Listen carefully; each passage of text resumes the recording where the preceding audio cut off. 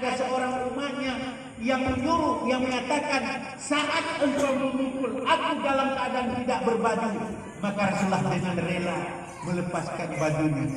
Setelah tubuh Rasulullah nampak, setelah Rasulullah tidak lagi berbaju, maka Ukasah melemparkan tongkatnya. Beliau merangkul Rasulullah sekaligus mencium-cium badannya Nabi. Nabi ketawa karena Nabi sudah